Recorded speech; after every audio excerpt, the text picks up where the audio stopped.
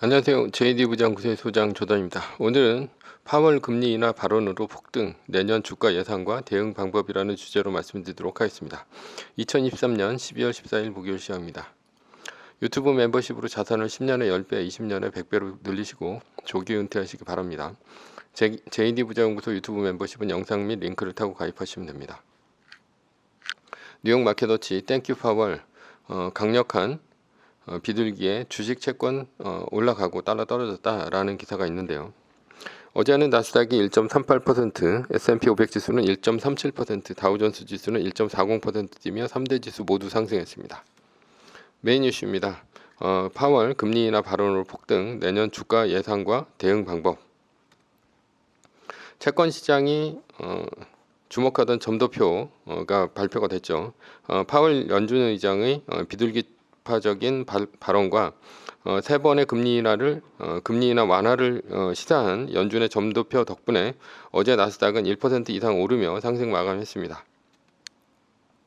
파월은 이전에 경기 지표가 좋지 않아도 금리를 더 올릴 것이라는 매파적인 발언을 했다면 어제는 경기 지표가 정상으로 돌아왔다며 비둘기파적인 발언을 했습니다. 게다가 연준의 긴축 정책이 사이클상 고점이거나 고점 부근에 있다고 하면서 금리 인상이 멈췄음을 시사했습니다. 저는 파월의 이 발언이 가장 중요하다고 생각을 하는데요. 기준금리를 너무 오랫동안 높게 유지하는 위험을 얘기함으로써 혹시 모를 문제가 터지기 전에 선제적으로 금리를 내릴 것이다 라고 했습니다. 즉 문제가 터진 후에 금리를 내리는 것이 아닌 문제가 터지기 전이라도 금리를 내릴 수 있다는 얘기죠. 왜냐하면 경착륙에 금리를 내려 연착륙 또는 노랜딩으로 경기를 끌어올리겠다는 생각이죠. 경착륙 전에. 이 발언 이후 패드워치에서는 내년 1월에 기준금리를 내릴 것이라는 비중이 10.3%로 나왔습니다. 물론 동결할 것이라는 게 거의 90% 가까이 나왔죠. 이 얘기는 비록 낮은 확률이긴 하지만 우리가 예상하는 3월이 아닌 1월에도 그 기준금리를 하향할 수 있다는 좋은 신호입니다. 그리고 파월의 비둘기파적인 멘트에 시장은 크게 환호를 했습니다. 어제 주가만 오른 것은 아닙니다. 미국채 10년물 금리는 4%를 깨고 3%로 내려갔고 미국 채권 가격은 크게 올랐습니다.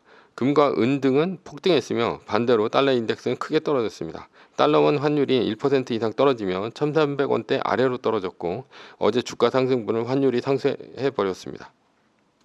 그렇다면 앞으로 연준이 금리를 내리면 주가는 오르기만 할까요? 앞으로 얘기하는 상황은 저의 예상이고요. 예상하는 이유는 예상대로 펼쳐졌을 때 제대로 대응을 하기 위함입니다. 첫 번째는 금리를 내리기 전까지 주가는 당분간 오를 것이라는 얘기입니다. 어제 나스닥의 주가가 오르긴 했지만 1% 정도로 미미했습니다. 연준이 금리를 내린다는 실제 이벤트가 일어나기 전까지 주가는 꾸준히 오르지 않을까 생각합니다.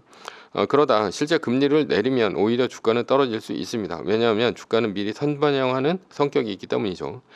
지난번까지 파월이 인플레이션이 꺾이는데도 불구하고 금리 인상 얘기를 했었습니다. 그런데 지금은 금리를 내린다는 비둘기파적인 발언을 한 첫날입니다. 그러니 주가는 아직 파월의 비둘기파적인 발언을 선반영하지 않았다고 봐야 합니다. 이런 의미에서 어제 파월의 발언은 주가 상승의 신호탄이 아닐까 생각을 합니다. 내년 초까지는 이 흐름이 이어졌으면 좋겠습니다. 물론 주가가 오르기만 한다면 우리가 할 일은 없습니다. 두 번째는 빅테크보다는 중소형주가 오를 것이다 라는 예상인데요. 지금까지 중소형주는 빅테크 주식에 비해 소외받았습니다. 나스닥 지수는 연초 대비 41.85%가 오른 반면 중소형주가 몰려있는 러셀 2000 주식은 11.24%만 올랐을 뿐입니다. 아무래도 연준의 높은 금리 유지가 중소형주의 상승을 찍어 눌렀습니다. 그래서 내년에는 중소형주가 오르지 않을까 예상해 봅니다. 연준이 금리를 내린다는 현재 갑자기 2021년 1월의 상황이 떠오릅니다. 애플은 2021년 1월 3일 182.01달러를 찍으며 사상 최고치를 경신했습니다. 182.01달러는 거의 2022년까지 지속적으로 깨지 못하던 아주 사상 최고치였죠. 그러나 기쁨도 잠시였습니다. 그해 1월 26일서부터 2.5% 누적으로 떨어지며 주가가 흘러내리기 시작하더니 급기야 3월 5일까지 약 한 달간 17.5%가 떨어졌습니다. 이때는 모더나가 백신 개발을 끝냈고 이 백신을 접종을 하면 코로나 위기가 끝난다는 리오프닝 상황이었습니다. 그리고 그동안 크게 올랐던 빅테크는 떨어졌고요. 반대로 리오프닝 주식인 여행, 항공, 카지노, 식음료, 그리고 백신 주식 위주로 오르기 시작했다는 것이죠. 만약 2021년과 같은 상황이 현재 반복된다면 우리는 어떻게 해야 할까요?